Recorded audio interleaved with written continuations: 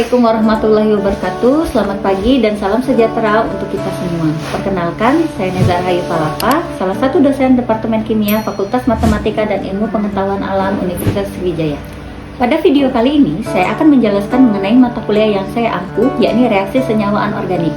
Video ini diambil sebagai salah satu syarat pemenuhan penilaian sertifikasi dosen gelombang 1 tahun 2026, poin pernyataan diri dosen unjuk kerja Tridharma Perguruan Tinggi atau PDD UKT-PT pada bidang pengajaran. Di sini saya akan mulai dengan deskripsi singkat mata kuliah reaksi senyawa anorganik. Mata kuliah reaksi senyawa anorganik berisi konsep-konsep yang diperlukan untuk membahas reaksi anorganik seperti larutan air dan non-air, asam basa, reaksi reduksi oksidasi, serta kinetika dan termodinamikanya dalam reaksi anorganik. Mata kuliah ini adalah mata kuliah wajib mahasiswa semester 3 atau mahasiswa semester 3 dengan bobot 3 SKS. Mata kuliah reaksi senyawa anorganik mendukung capaian pembelajaran lulusan program studi kimia, yaitu penguasaan konsep teoritis mengenai struktur atom, senyawa, reaksi kimia, kinetika dan termodinamika, serta pemahaman mengenai bagaimana reaksi kimia itu terjadi di alam maupun pada sistem kimia lainnya. Adapun capaian pembelajaran mata kuliah ini meliputi 3 aspek utama. Yang pertama, mahasiswa mampu memahami konsep dasar reaksi senyawa anorganik, termasuk reaksi dalam pelarut air dan non-air, teori asam basa, oksidasi reduksi, serta proton di dalam air. Yang kedua, mahasiswa mampu menganalisis penerapan reaksi reduksi oksidasi pada berbagai fenomena di lingkungan maupun proses industri. Yang ketiga, mahasiswa mampu memecahkan permasalahan yang berkaitan dengan reaksi senyawa anorganik, serta mengkomunikasikan hasil analisisnya melalui diskusi ilmiah. Setelah mengikuti proses pembelajaran reaksi senyawa anorganik, khususnya pada pertemuan ini, mahasiswa mampu menjelaskan dan memberi contoh dalam kehidupan sehari-hari perubahan yang dialami pada suatu materi. Mahasiswa dapat membedakan perbedaan aspek kinetika dan termodinamika pada reaksi kimia. Tahap selanjutnya adalah tahap delivery kepada mahasiswa. Saya membuat materi semenarik mungkin agar mudah difahami oleh mahasiswa. Materi akan diupload melalui laman e-learning Universitas Sriwijaya serta sistem daftar hadir juga dilakukan melalui laman tersebut. Materi akan diberikan terlebih dahulu melalui LMS sehingga mahasiswa dapat mempelajari terlebih dahulu sebelum memulai perkuliahan. Penyampaian materi akan dilakukan sebanyak 14 kali dan 2 kalinya adalah ujian. Interaktif proses pembelajaran dilakukan dengan proses bertanya dan menjawab serta diskusi pada setiap pertemuan. Untuk tahap penilaian atau assessment, tahap ini dilakukan secara objektif dengan poin-poin penilaian meliputi kehadiran mahasiswa, keaktifan, tugas atau studi kasus, kuis, serta ujian tengah semester dan akhir semester. Lalu, sistem penilaian mata kuliah reaksi senyawa anorganik juga meliputi aktivitas partisipatif sebanyak 25%, hasil proyek 25%, tugas 10%, kuis 10%, UAS 15%, dan UTS 15%. Demikianlah deskripsi singkat dari mata kuliah reaksi senyawa anorganik. Sekarang kita lanjut untuk melihat cuplikan proses belajar mengajar di kelas pada pertemuan ke-13. Selamat menyaksikan. Saya akhiri. Wassalamualaikum warahmatullahi wabarakatuh. Assalamualaikum warahmatullahi wabarakatuh. Waalaikumsalam warahmatullahi wabarakatuh. Apa kabar semua adik-adik? Alhamdulillah, luar biasa. Allahu Akbar. Alhamdulillah, keren. Hari ini kita pertemuan ke-13.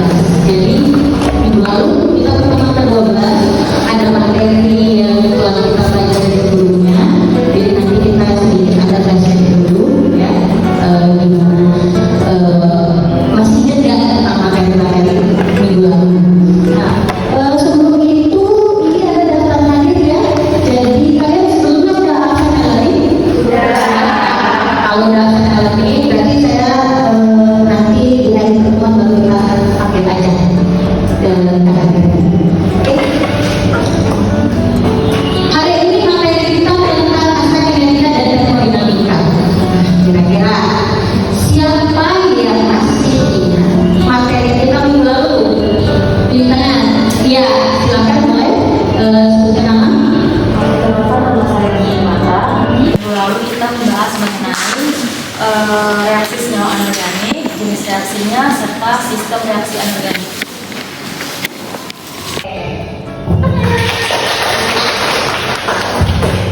Ya, jadi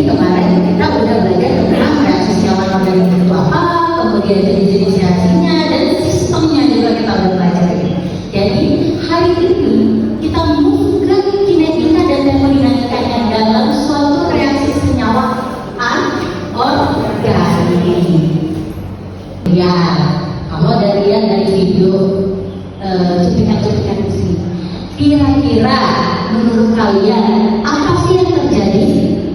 Satunya itu berkarat, satunya reaksi pembakaran. Kira-kira menurut kalian apa? Apa yang bisa kalian simpulkan dari video berikut? Ya, silakan. Sebutkan namanya. Oke Bu, jadi kalau yang dilihat dari video yang sudah Ibu tampilkan, itu kan ada besi berkarat. Reaksinya itu melibatkan reaksi oksidasi reduksi, sehingga memang reaksinya itu lambat. Terus yang satunya lagi itu ada pembakaran, jadi reaksinya oksidasinya cepat seperti itu. Jadi, tepuk tangan dulu. Oke. Jadi satunya lambat, kayak kurang-kurang, satunya cepat terus. Ngebut kayak kereta us, ya. Jadi dari dua video ini bisa kita simpulkan satu, terjadi laju reaksi. Laju reaksinya lambat ataukah cepat, ya. Laju reaksinya lambat ataupun. Kalau kita bahas tentang reaksi kimia, apa sih reaksi kimia itu? Apa reaksi kimia?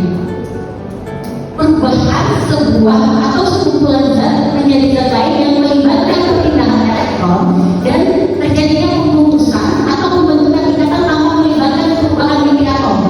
Jadi sederhananya reaksi kimia itu terjadi tanpa melibatkan perubahan inti atom, tetapi suatu reaksi itu sudah terjadi di dalam.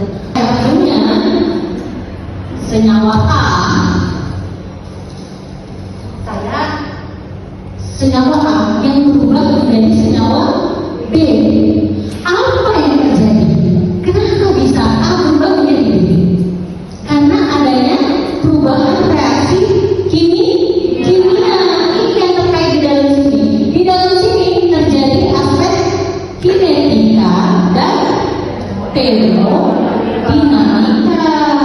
Kalau kinetikanya, apa yang terjadi? Reaksinya cepat atau lambat? Kalau termodinamika, reaksinya siapa sih yang berperan di situ? Entah itu suhu, tekanan, dan lainnya. Ya, ada sistem di dalamnya. Itu kita sebut termodinamika. Jadi kaitan antara kinetika dan termodinamika itu sangat erat. Jadi kita bahas di pertemuan ke-13 ini. Aspek kinetika itu ada namanya laju reaksi. Jadi laju reaksi itu kita sebut dengan mekanisme reaksi. Jadi ada dua molekul ini berubah menjadi satu molekul. Ya, satu molekul ini bisa dilihat di tengah. Tetapi apa yang membedakan dengan molekul yang paling akhir?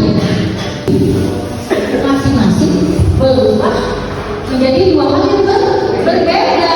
Contohnya kinetikanya menjadi dua hal yang berbeda. Contohnya kinetikanya, saya punya HI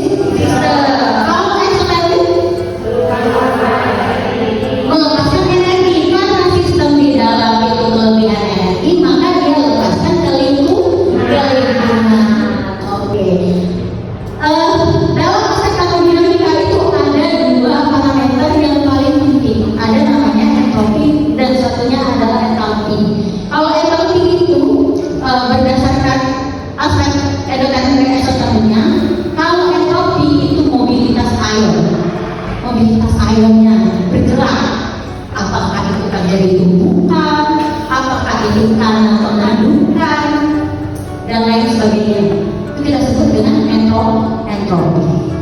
Baik, silakan. Ya.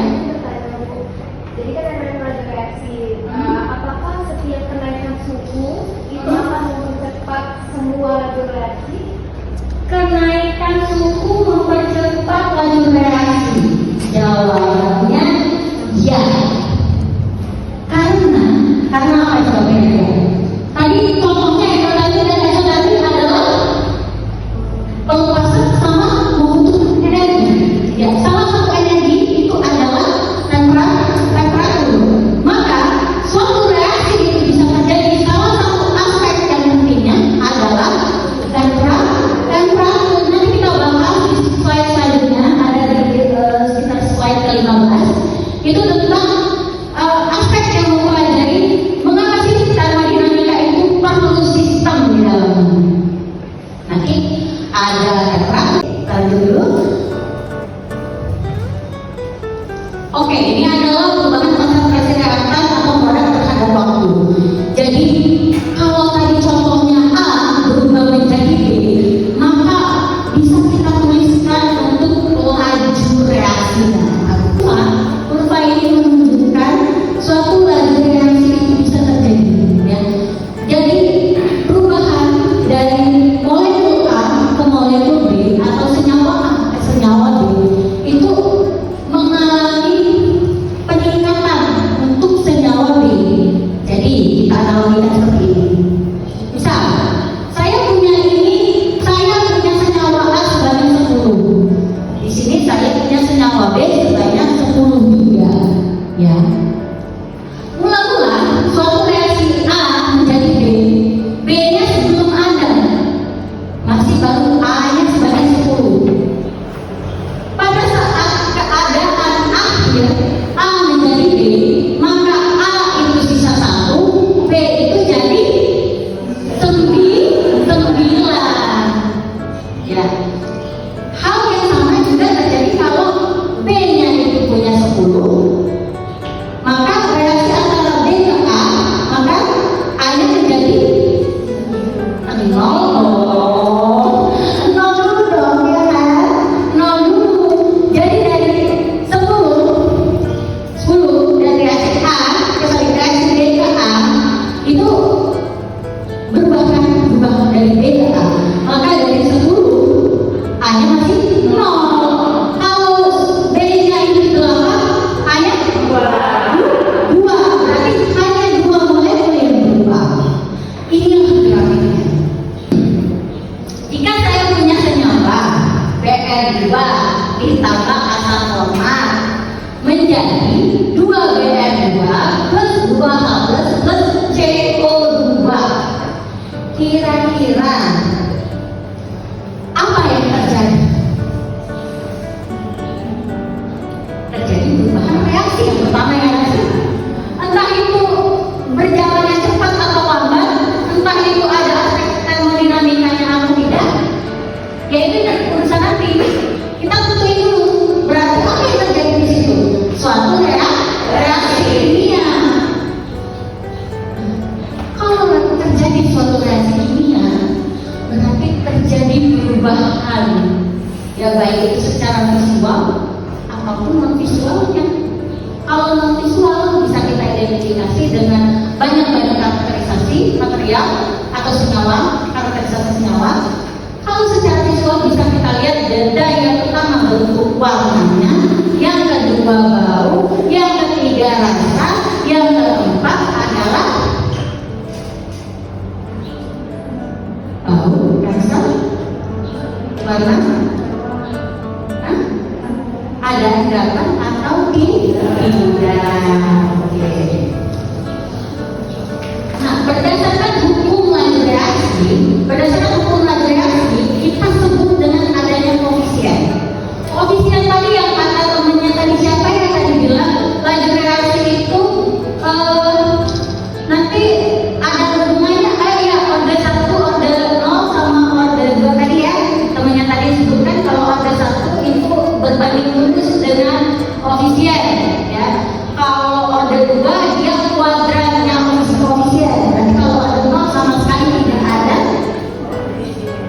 tidak ada perubahan ya. Jadi kita tentukan kalau kita punya koefisien di depannya, kalau ada A kecil di depannya, misalnya seperti ini, ada A kecil atau ada nomor atau ada B kecil, pokoknya kecil-kecil ataupun penomoran boleh kita sebut dengan koefisien. Jadi koefisiennya itu adalah menentukan suatu reaksi itu berjalan dengan order 0, order 1, dan order 2. Oke. Kalau misalnya sekarang pertanyaannya, saya punya senyawa Sp2 ditambah 2ClO2 menjadi 2ClFO2. Oke. Saya buatkan perubahannya. Yang F2 itu dari 0,1 menjadi 0,2. Ya, 0,1 menjadi 0,2 berarti dikali berapa? 2. Dikali 2. Nah, kalau yang terjadi dikali 2, maka order berapakah itu? Terjadi pengalian 2 dan nilai R-nya juga kita kali 2. Apa yang terjadi? Order 1. Karena apa? Karena laju reaksi berbanding lurus dengan koefisien. Iya, koefisiennya 2. Tapi gimana kalau naiknya 4 kali? 4 kali. Berarti ordernya? Order 2. Karena kuadrat dari koefisien. Koefisiennya berapa, Bu? Koefisiennya ada 2. Saya kita bagikan F2 ya. Kalau F2 kita naikkan 2 kali lipat, jadi reaksinya juga meningkat 2 kali lipat. Itu kira-kira apa artinya? Ya, boleh? Kalau konsentrasinya dinaikkan 2 kali lipat, itu artinya order terhadap F2-nya itu disebut order 1. Oke, tidak kita bahas tadi ya. Jadi kalau dia naik 2 kali lipat, dikalikan 2, naik 2 kali lipat, laju reaksinya juga naik 2 kali lipat, karena koefisiennya sama 2 juga, maka order 1 karena berbanding lurus. Oke. Contoh lain, kalau ClO2 gimana? Kalau misalnya konsentrasi ClO2 kita naikkan 4 kali lipat, sedangkan koefisiennya hanya 2. Order 2. Oke, berjawab semua. Tepuk tangan untuk semua. Sekarang pertanyaannya adalah, jika konsentrasi A itu kita naikkan 2 kali lipat, tetapi sayangnya laju reaksinya tetap sama, apa yang terjadi? Order berapa itu? Order 0. Jadi kalau sudah ada order 1 tadi berbanding lurus, order 2-nya 2 kali kuadrat koefisien reaksi. Tapi kalau dia koefisiennya kita tambahkan tapi laju reaksinya enggak bertambah 2 kali lipatnya atau 4 kali lipatnya, itu sama dengan ordernya itu 0. Ya berarti nggak ada efek apapun.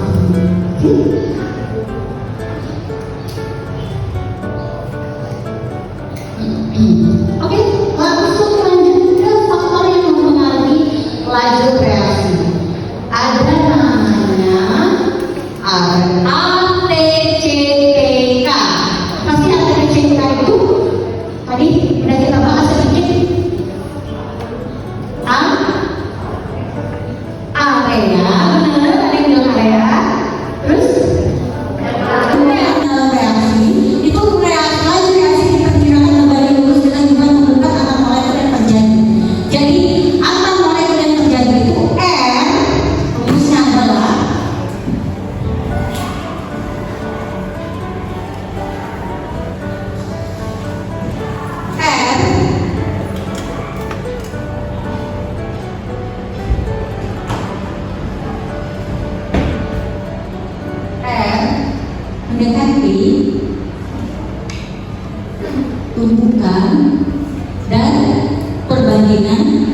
ada perbandingan waktu di dalamnya.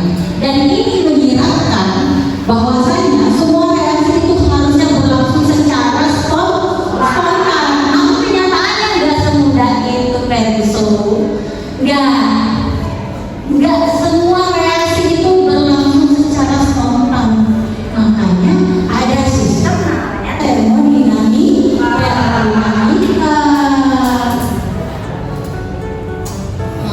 Namun ternyata tidak semudah itu, Penso.